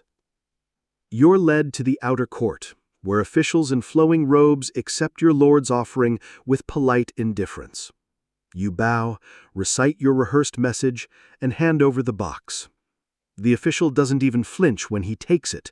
He just nods, the box vanishing into the folds of bureaucracy like a coin into a pond. You're dismissed. Politely. Efficiently. Like a very well-dressed delivery boy. But there's a strange peace in it. You've carried your lord's name across provinces, through rice fields, and past one deeply vengeful rooster. And now, mission complete, you stand alone at the edge of the capital, wind tugging gently at your sleeve. Some honors aren't awarded. They're walked. Paid for in steps, in sandals, in silence. And eventually, in the turning of your horse's hooves as you ride home. You return from the capital to find your home castle wrapped in ribbons and the sound of drums echoing through the hills. It's festival season, when even the most disciplined retainers trade stoic silence for sake cups and questionable karaoke. The Spring Festival is part harvest blessing, part spiritual purification, and part competitive gift-giving. And as a newly visible member of the castle retinue, your presence is not optional. Neither is your contribution. First, the attire. You can't wear your travel-stained robes. You need something festive, which means a new kimono embroidered with seasonal motifs. Yours features cherry blossoms and a rather smug-looking carp. It's tasteful. It's expensive. You don't ask how much. You just hand over the coin and pretend it didn't hurt. Then there's your booth. Yes, every notable samurai sponsors a booth. Games, food, or entertainment. You team up with Fumihiro, who suggests a poetry and rice ball stand. He writes the poems, you fry the rice balls. It works surprisingly well, until a visiting monk critiques the seasoning and Fumihiro challenges him to a metaphor duel. Festivals, while joyful, are riddled with tradition. You participate in the ceremonial walk across the sacred bridge, stepping in time with the priest's chant. Miss a beat, and it's said you'll stumble in battle later that year. You count your steps obsessively. Superstition runs wild. Salt is sprinkled at every entrance. Children wear protective red cords. Even the koi in the pond get a special offering, tiny pellets blessed by the shrine maiden. You try one out of curiosity. It tastes like bad luck. There's also the matter of fortune scrolls. You draw one from the temple's lottery box. It reads, "Honor will test you, but plum blossoms bloom after frost." Not exactly helpful, but you carry it anyway. You've learned not to ignore vague poetry that might also be prophecy. Historians argue whether festivals like these served religious, political, or psychological functions. From where you're standing, in a sweaty kimono, holding a spatula, it's clearly all three. And then comes the lantern procession. At dusk, everyone lights a paper lantern and follows a path through the outer gardens. It's meant to guide ancestral spirits, to show gratitude for blessings past, and invite protection for the year ahead. You walk beside Aiko. Her lantern glows soft pink. Yours flickers nervously, like it's reconsidering its life choices. You pause beneath the plum tree, the same one where last year you had no booth, no robes, no titles, just calloused hands and a vague hope that you might be more. Now, here you are, tired, slightly poorer, but undeniably part of something bigger. The crowd sings an old verse. "Beneath the moon's eye, we cast light upon our steps and laugh toward the stars." You don't know all the words, but you hum along. Some costs aren't measured in gold or grain. Some are paid in offerings, in footsteps, in poems shared with strangers. And some, just a few, are paid in rice balls and metaphor duels. The morning after the festival, you wake up with incense in your hair, 3 half-written haiku in your sleeve, and the distinct realization that you are, somehow, aging. Not in a dramatic ancient sage kind of way, but in the subtle ache of knees, the slight pause before standing, and the increasing volume of sighs when sitting back down. Which leads to a curious question. What does retirement even look like for a samurai? The official answer? There isn't one. You serve until death or disgrace.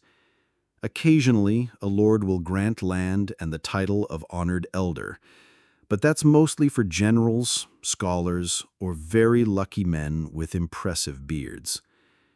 Unofficially, some samurai step back, quietly, gradually, taking on advisory roles or retreating to mountain huts to write poetry, carve spoons, or become surprisingly aggressive gardeners. But none of this is cheap. You bring the question to your instructor. He snorts into his tea. Retirement? That's when you finally have time to polish your regrets. Still, you start planning, just in case. You begin saving, which is tricky because everything still costs money. Armor maintenance, shrine donations, Sora's increasingly spoiled diet.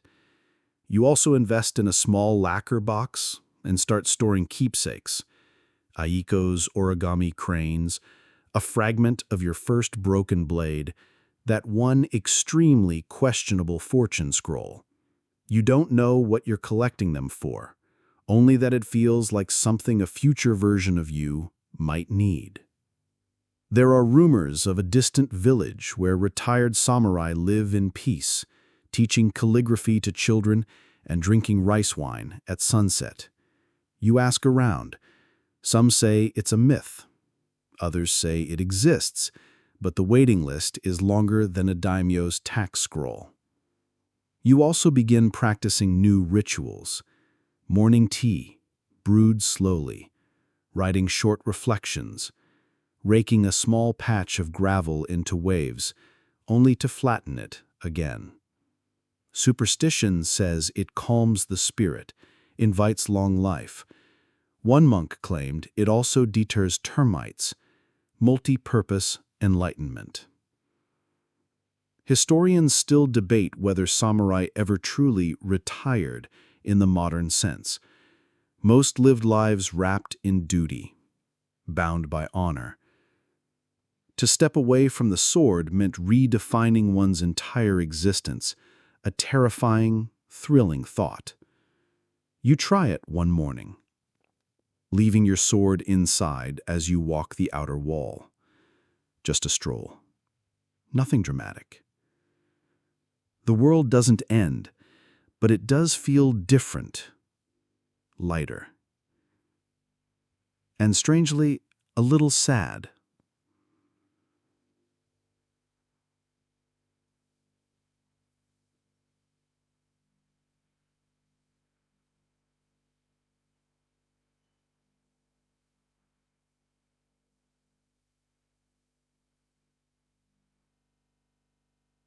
It's just past sunrise when the duel is announced. Word travels quickly. A minor retainer from another clan has insulted your lord's poetry. Not the politics, not the military strategy, the poetry. Specifically, a line about cicadas crying like moonlit daughters, which, okay, maybe sounds a bit dramatic, but that's hardly grounds for steel. Still, the code is clear. Honor questioned must be answered. And somehow, possibly because of your recent success at that poetry and rice ball booth, you're chosen to represent the castle's defense. Dueling isn't just about drawing blades. There's protocol, ceremony, expense.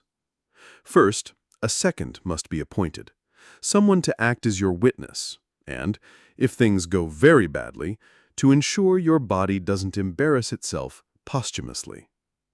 Fumihiro volunteers. He's already composing a post-duel haiku. Morbid, but flattering. Next come the preparations. You visit the shrine, offer coins, bow deeply, and light incense that smells like fear and sandalwood. You recite a blessing for clarity, steadiness, and clean footwork. A priest marks your forehead with ash. You're told this will confuse vengeful spirits, or attract them. Interpretations vary. Your katana is polished, again, and you pay extra to have a chrysanthemum etched into the guard. For focus, you tell yourself. For beauty, others whisper. You decide both are allowed. Then there's your attire. No armor. Duels are about precision, not protection.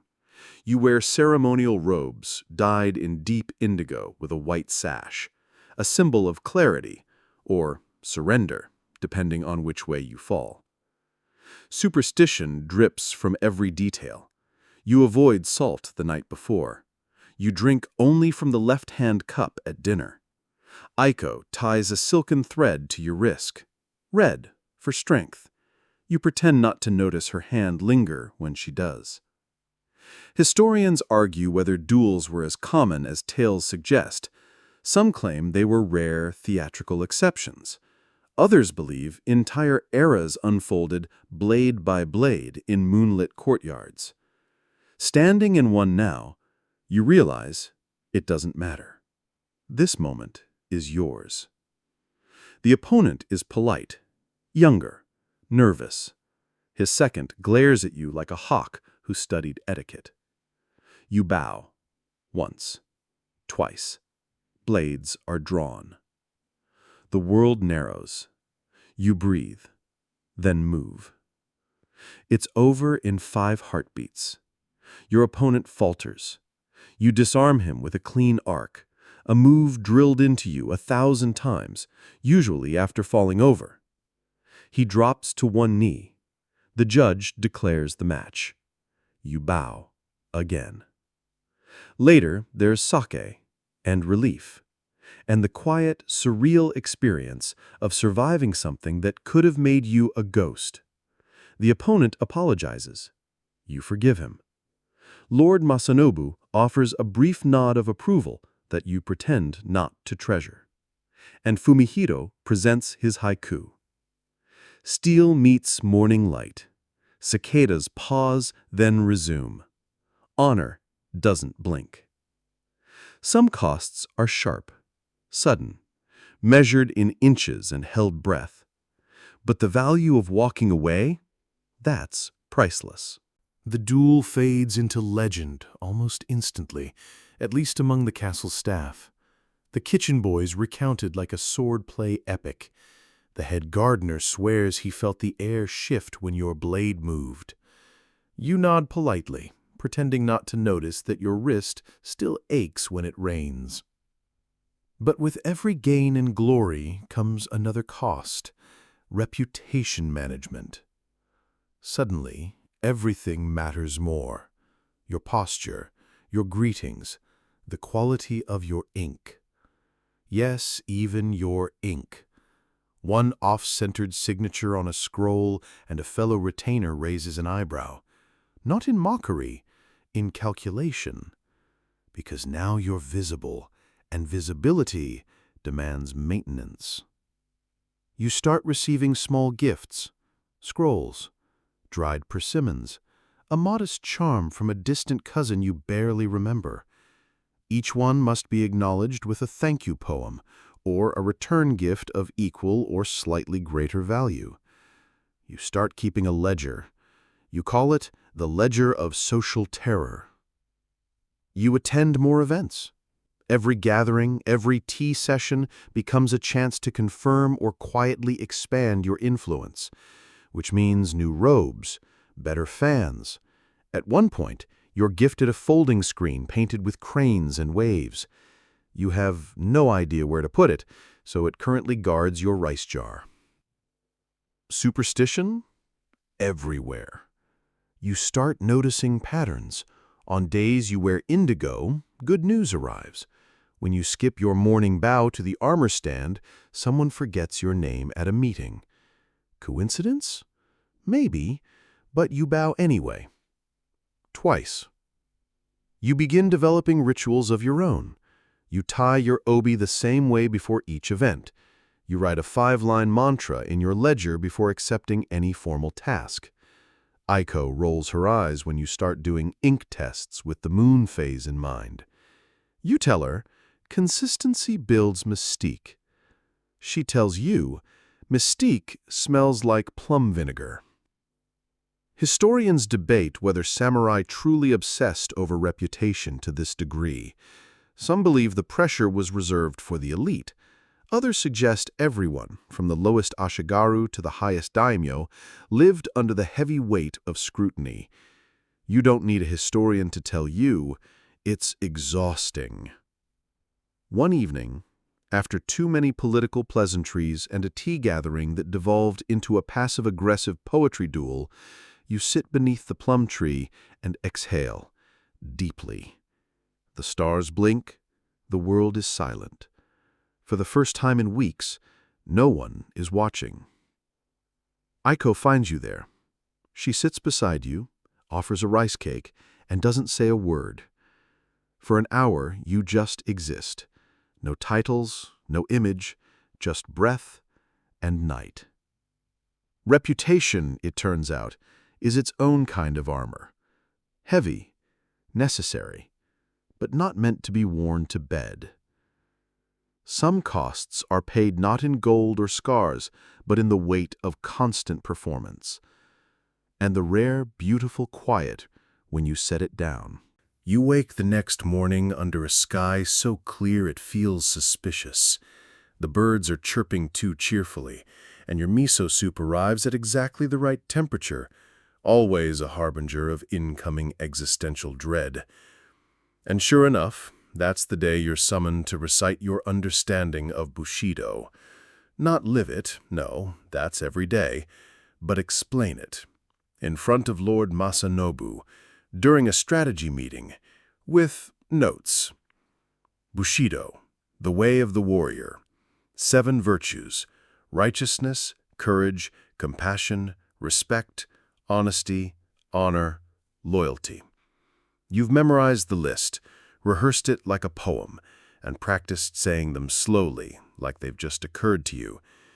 But explaining how you live them, that's trickier. You begin with righteousness. You recall the duel, the clean disarm, the bow. Courage, that night mission with Aya. Compassion, you helped a page with his sandals once. It counts. But every virtue has a shadow. Upholding them costs you sleep, silver, and sometimes self. You tell the truth to your commander even when it loses you favor. You honor a rival's request for a ceremonial blessing, even though he once insulted your sash. You remain loyal to your lord despite the political wind howling in 7 directions. And none of it comes cheap. Your instructor once said, "Bushido is a ladder built from blades. It keeps you upright, but step wrong, and you'll bleed for it." You've bled. Quietly, honorably, often. There are smaller, odder rituals, too. You always bow to the sword rack before training. You recite a morning phrase.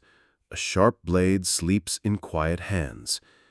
You avoid stepping on threshold stones, not because they're unlucky, but because Bushido says respect extends to all things beneath your feet. Or maybe just because one of them tripped you once. You haven't forgotten. Superstition has crept into your code. Is that proper Bushido? Historians argue constantly. Was the code strictly moral, or a flexible narrative to justify behaviors? Was it lived sincerely, or performed like kabuki? You're not sure anymore. Maybe both. Maybe Bushido is like calligraphy, equal parts structure and flow. The shape matters, but so does the pressure. Lord Masanobu listens, nods, approves.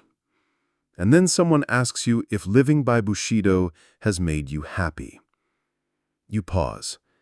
Not because you don't know, but because answering it out loud feels too real. You say, "It has made me whole." And that's true, because Bushido isn't comfort, it isn't fame.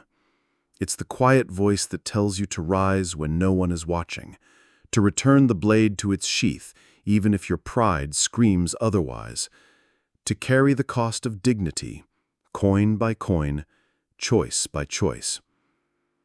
You leave the meeting drained, but lighter.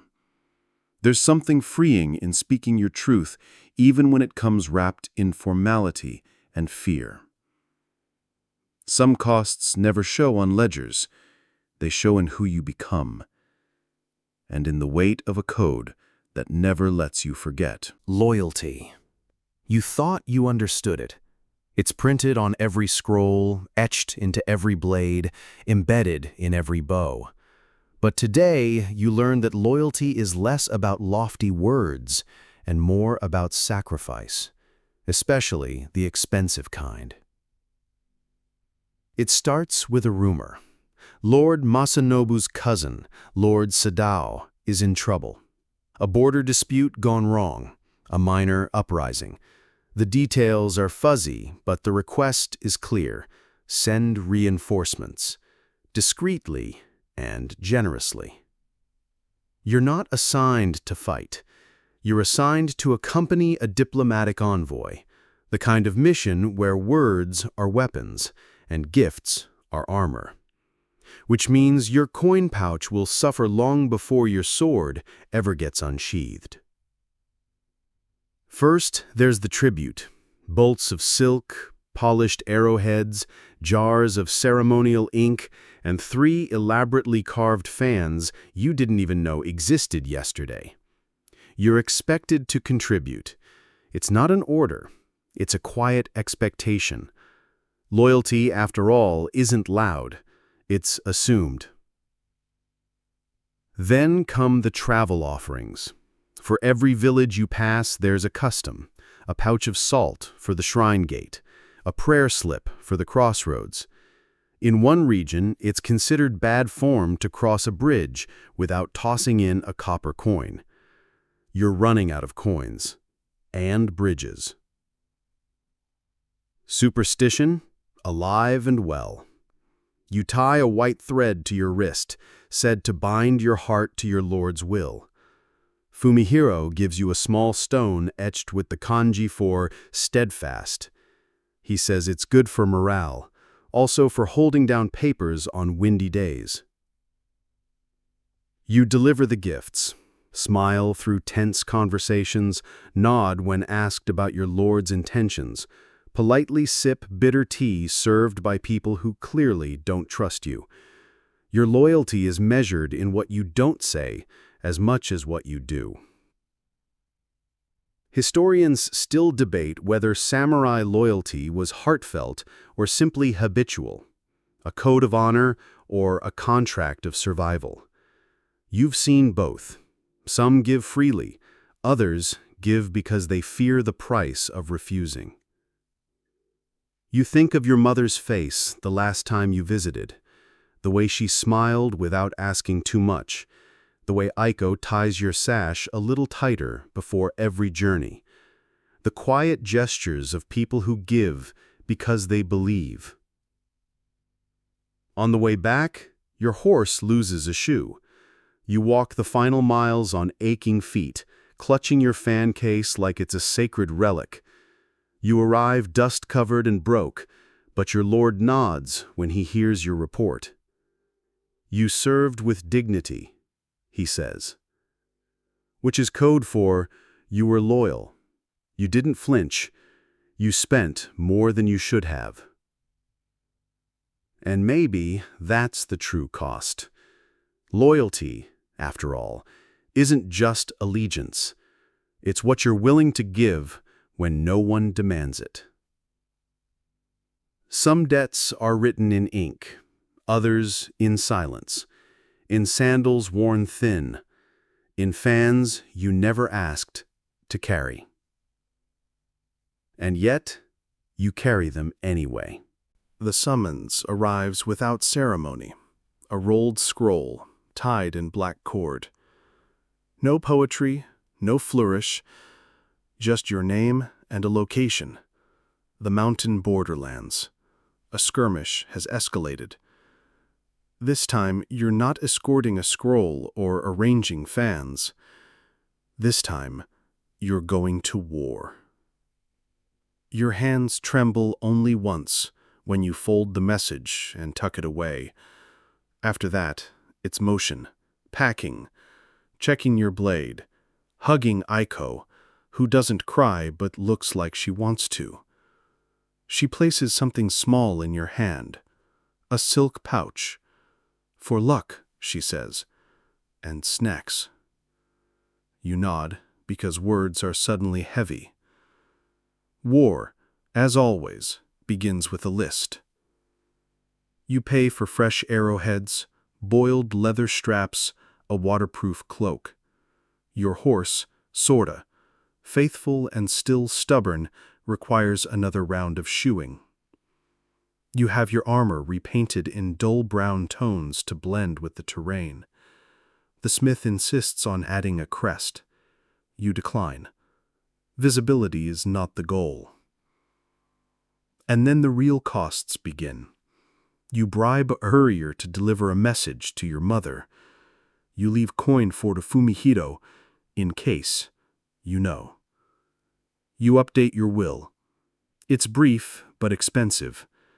A monk charges you extra for binding it with fortune thread, supposedly woven under a full moon.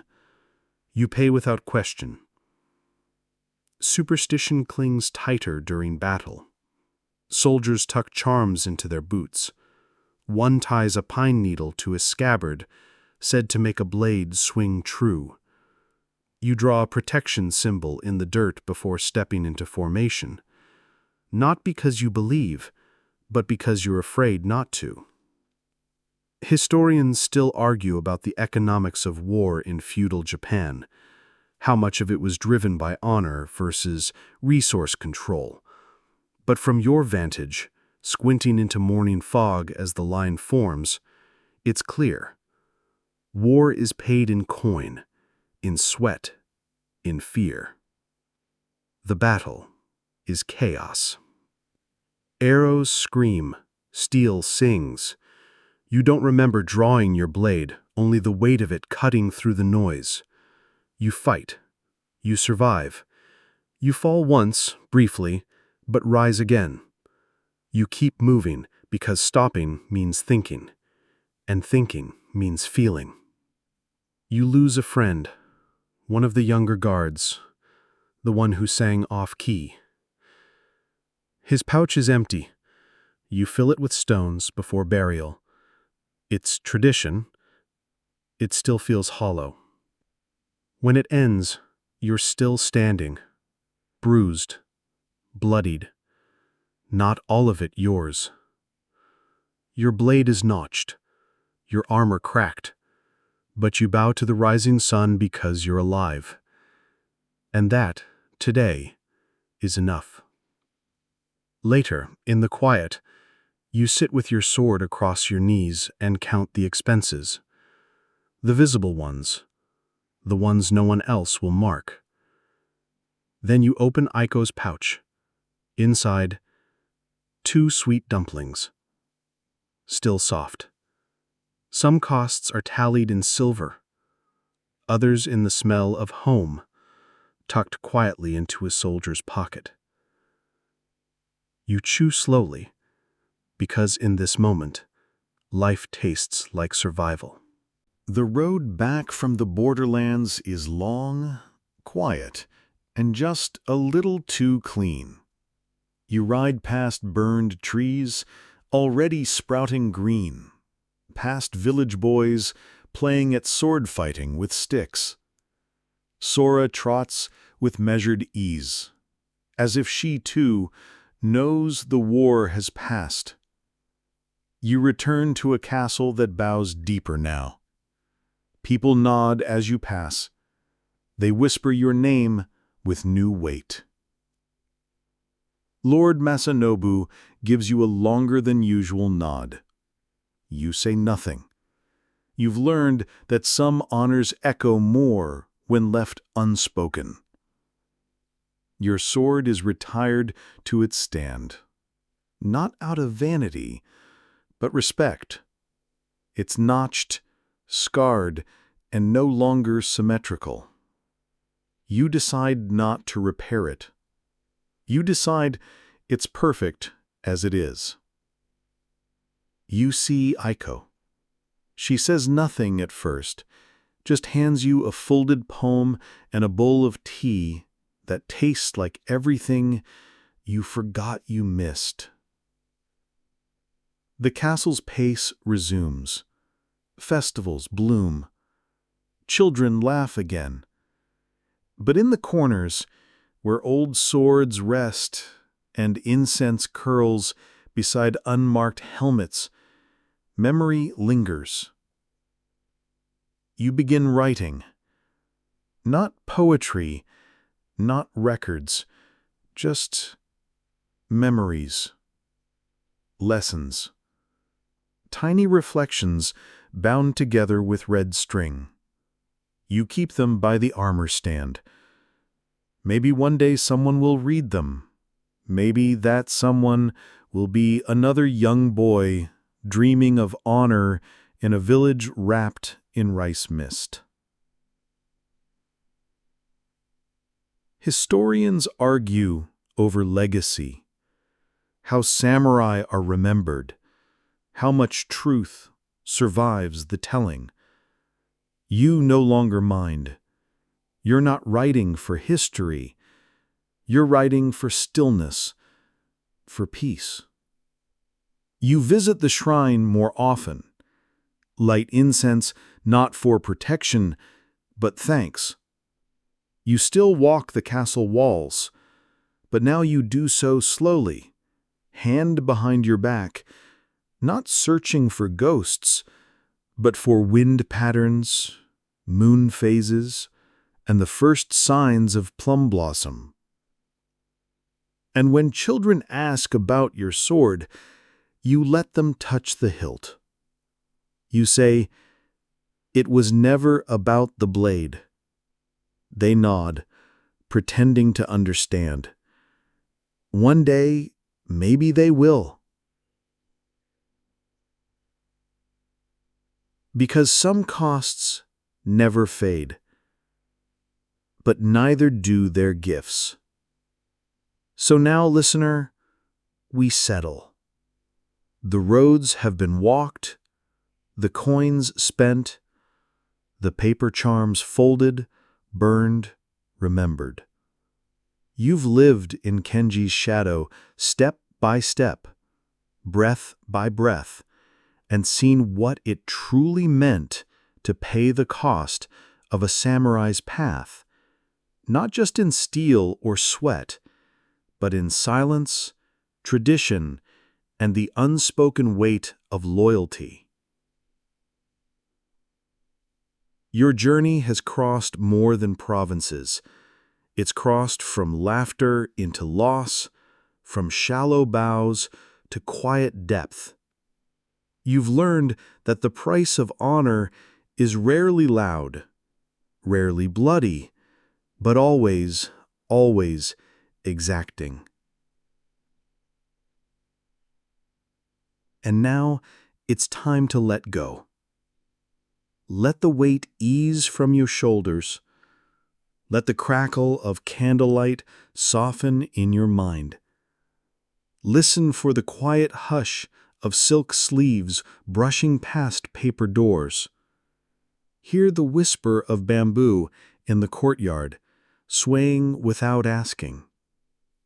Imagine yourself beneath the plum tree in full bloom.